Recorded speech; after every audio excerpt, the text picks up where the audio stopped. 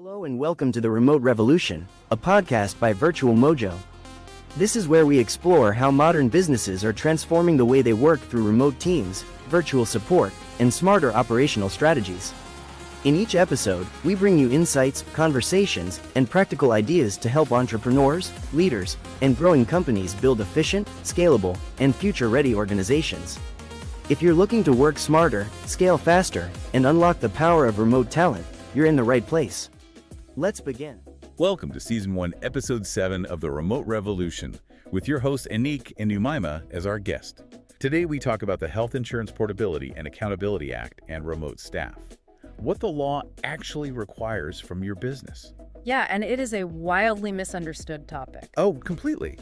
Because, imagine buying this $1 million impenetrable titanium vault door for your business. Right, the ultimate security system. Exactly. You install it, you lock it, you feel incredibly secure.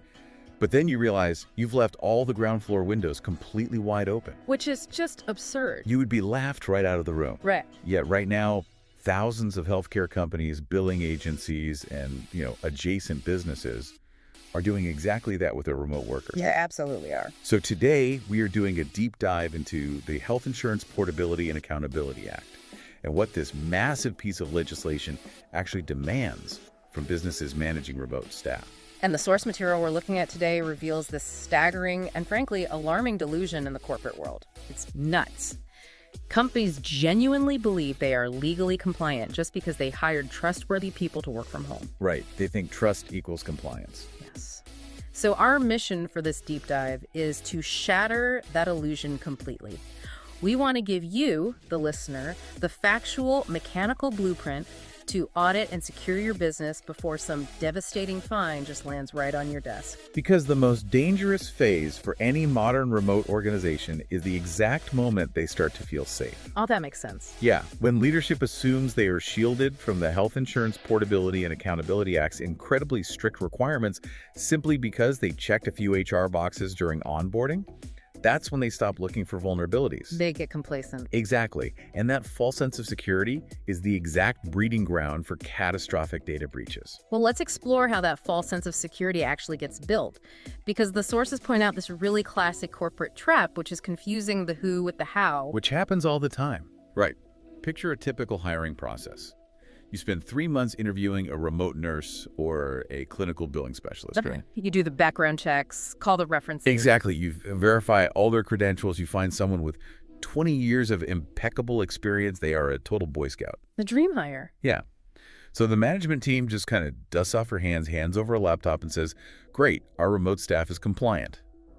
But the source material explicitly calls this out as the entirely wrong question to be asking. It is the wrong question because it focuses on intention rather than architecture. Wait, unpack that a little. Architecture. Yeah, compliance under the Health Insurance Portability and Accountability Act is not about the moral character or the professional pedigree of the person doing the work.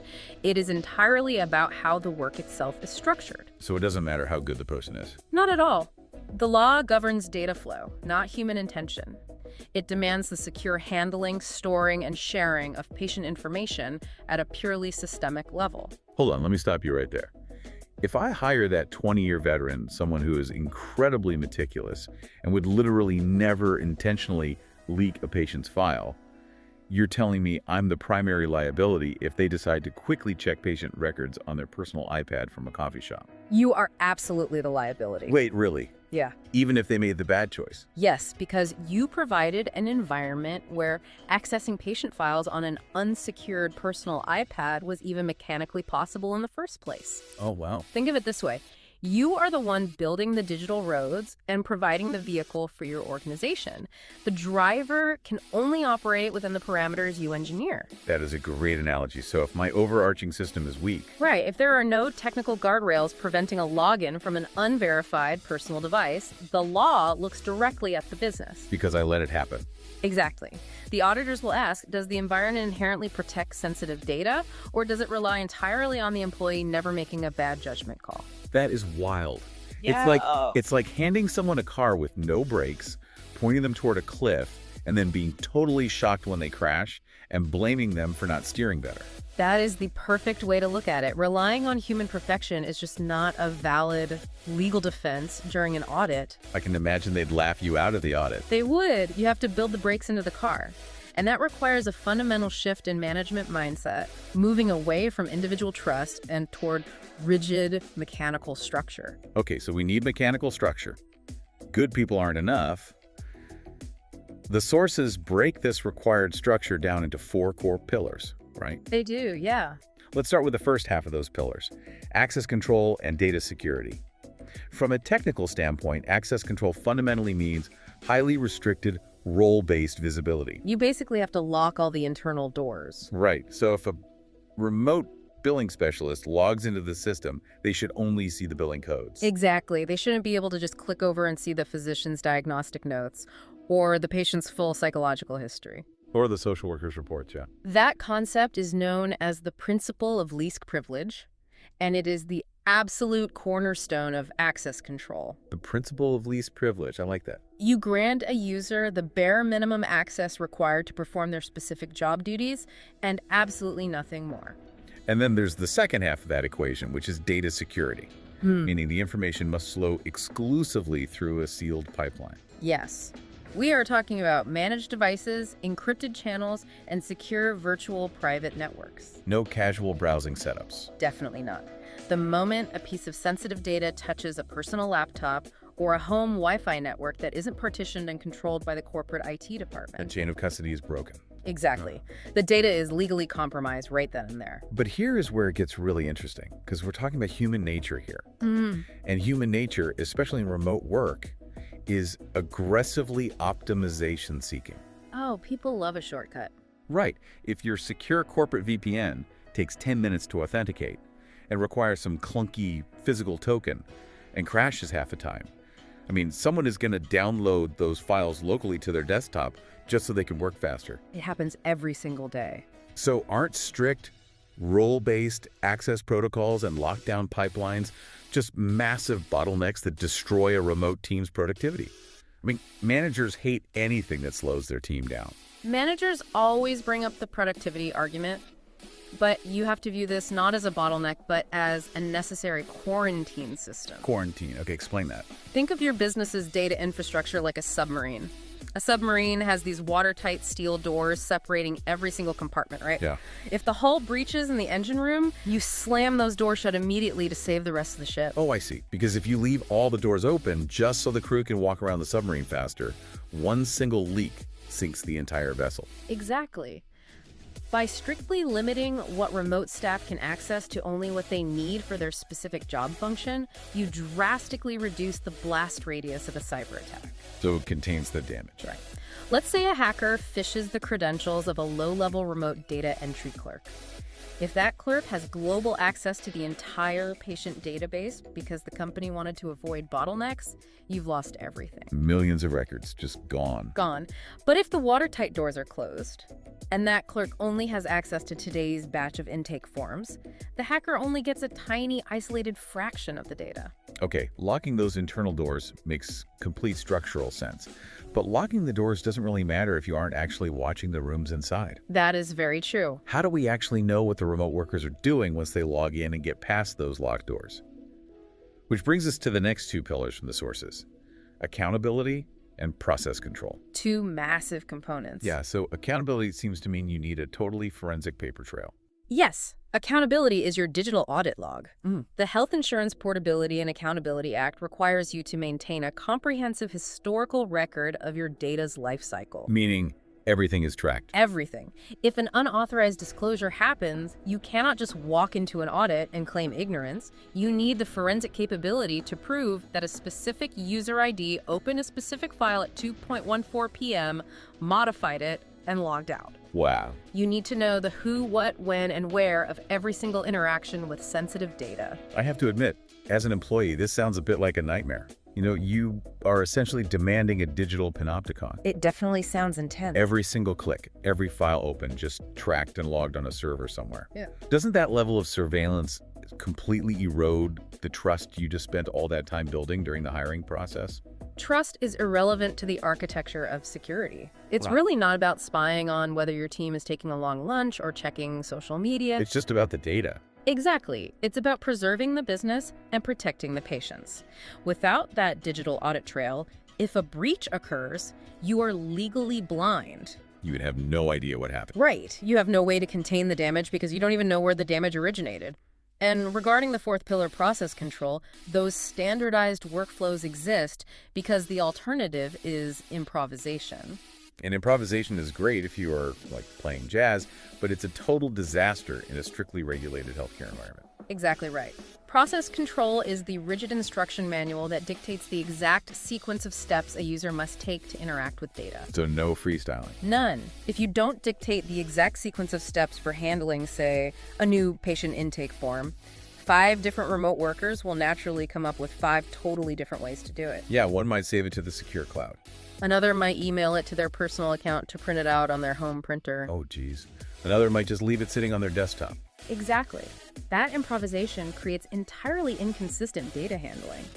And in the eyes of the law, inconsistency is a massive, punishable liability. So on paper, these 4 pillars, access control, data security, accountability, and process control, they sound incredibly logical. Very straightforward. Yet, the source material paints a picture of just widespread, spectacular failure across the industry. Yeah. Thousands of companies are getting this wrong. It's a huge problem. And why? Because the biggest culprits aren't sophisticated state-sponsored hackers breaking through firewalls. The sources detail a literal comedy of errors. And I think the biggest one is informal communication. Oh, informal communication is a disaster for compliance. Yeah, because the remote work environment relies so heavily on casual, instantaneous communication, right? In a physical office, you might lean over a cubicle to ask a quick question. But remotely, you use Slack, Microsoft Teams, or far worse, iMessage and WhatsApp. Exactly. A remote worker thinks they are just being helpful and efficient by texting a colleague, hey, did the patient in room 4, John Doe, get his medication? And if that text goes over an unsecured commercial messaging app, it is a direct, severe violation of the Health Insurance Portability and Accountability Act. It's honestly hilarious in a really dark way. Yeah. You could have this multi-million-dollar healthcare startup, brilliant doctors, massive venture capital funding. And the entire thing gets unwound by a casual text message sent at 4:00 p.m. on a Friday. Boom. Exactly. But surely managers know texting patient data is bad, right? Why is this still happening at such a high rate? Because companies failed to address the architectural friction we discussed earlier, this is where we see the concept of shadow IT emerge. Shadow IT. That sounds intense. It just means when employees use unapproved hardware or software to get their jobs done because the corporate-provided tools are too clunky. Ah, right. The path of least resistance. Yes. If you don't provide a mobile-friendly, deeply secure, and highly functional communication platform, employees will inevitably default to what's easy. If the secure company chat app takes 3 minutes to load on a smartphone and constantly drops connection, they will absolutely use WhatsApp. Let me throw out a really visceral example of how this goes wrong. A remote doctor takes a photo of a strange mole to consult with a specialist. A very common scenario. Right. But because the secure app is down, they send it over iMessage. That photo automatically syncs to the specialist's personal iCloud account. Yep, the web of connectivity. Then, that weekend, the specialist's kid is playing games on the family iPad, which is also linked to that iCloud, and accidentally shares or uploads that photo. Boom. An uncontrollable data breach. All starting because the secure app was too slow on a Thursday afternoon. That exact scenario has happened, and it will continue to happen. And it stems directly from the other systemic failures mentioned in the sources, which are a severe lack of proper training and a total absence of documentation.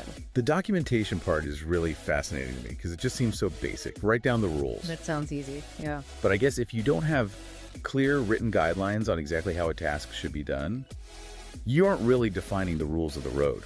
Your team is just guessing. And guessing guarantees that inconsistency we talked about.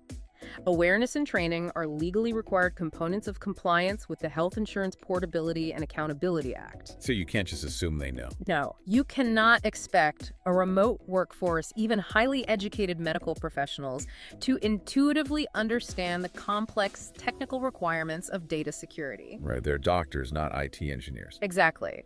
If you haven't explicitly trained them on the risks of unsecured home Wi-Fi networks or documented the specific approved workflows workflow for transmitting a patient chart, their failure is ultimately your failure. You didn't build the guardrails. Okay, we've thoroughly exposed the gaping holes in most corporate setups. We've seen the open windows, the sinking submarines, and the car crashes. That's quite a visual. Now, we really need the blueprint. How do you audit and secure your own remote workforce today?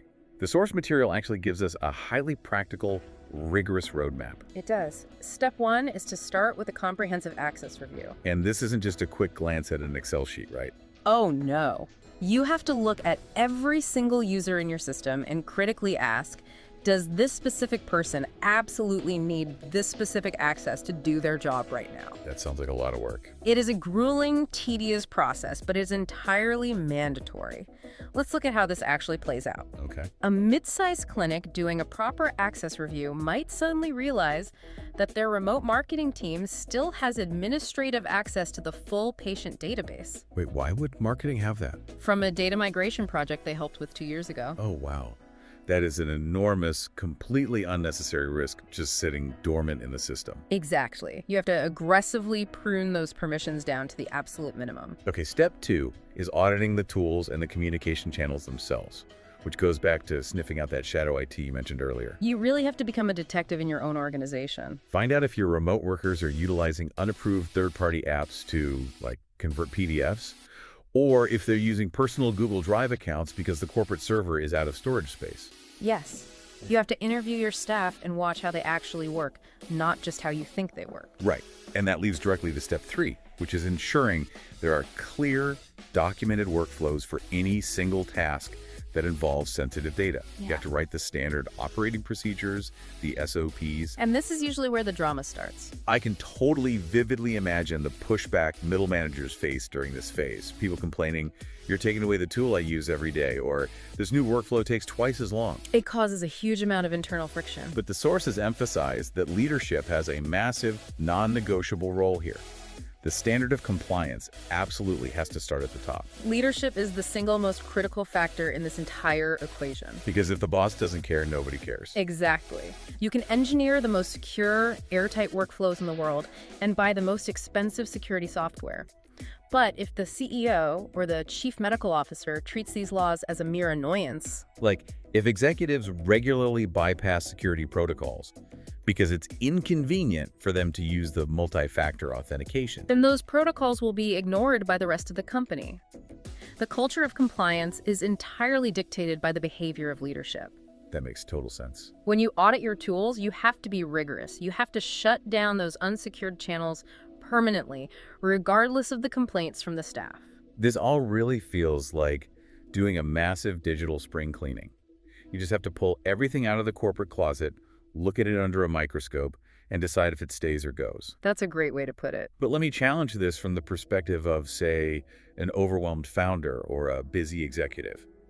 What if they just want to bring in an outside consultant, pay them to check the box for the Health Insurance Portability and Accountability Act, sign a certificate that says, "We are secure," and then immediately move on to the actual work of running the business and generating revenue? That is the temptation. If you just buy compliance and be done with it. That is the most dangerous, pervasive misconception in the entire healthcare sector. Really, just the idea of being done.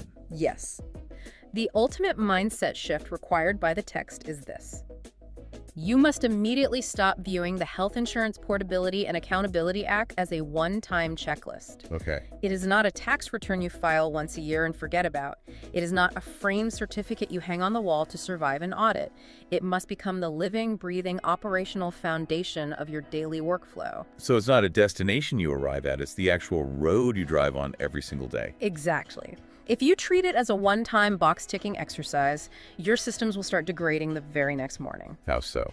Well, a new remote employee will be onboarded next week without the proper access restrictions, or a new software update will accidentally open a vulnerability in your firewall. Oh, or a manager will introduce an unsecured third-party productivity app to try and boost sales. Precisely.